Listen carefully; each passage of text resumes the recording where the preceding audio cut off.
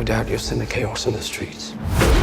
During his life, Napoleon had a wonderful romantic life and was known that he fought dozens of battles in which millions of people lost their lives.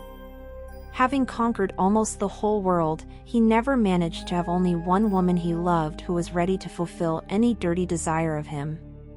Despite a tumultuous romantic life, Josephine never gave birth to an heir to the French emperor. Because of this, he had to look for a younger and more passionate wife.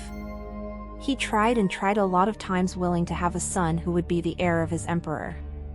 In 1789, a great revolution took place in France, caused by the poverty of the people. Having sent Louis and his supporters to execution, the revolutionaries captured the last queen of France, Marie Antoinette. The woman, realizing what awaits her, proudly walks past the indignant crowd, throwing spoiled vegetables and other objects at her. Having passed by, accompanied by a convoy, Marie Antoinette climbs onto the platform, where she is prepared for execution by guillotine. A proud and confident woman does not experience fear even in the last seconds of her life.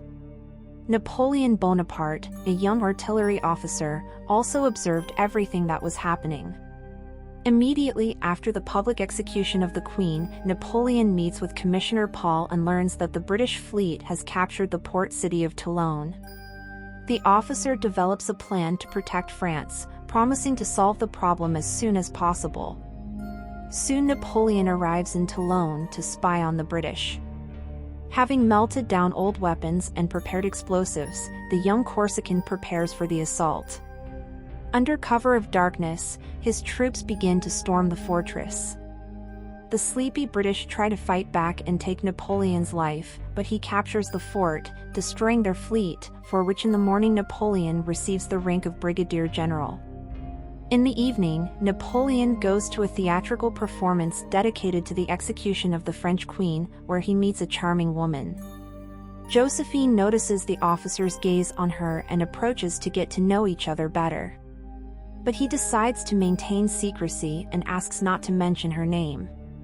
As soon as the woman returns to the table, Napoleon continues to watch her, falling in love. Retreating, he congratulates his opponent on his victory.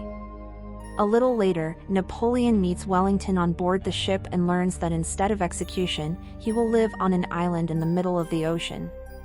Having gone into exile with his children, Napoleon lives in his fictional world, twisting history and presenting his defeats as victories. On May 5, 1821, he leaves this world, but even moments before he hears the voice of his beloved Josephine beckoning him to her. Thanks for watching. Please support us, like, and subscribe. See you.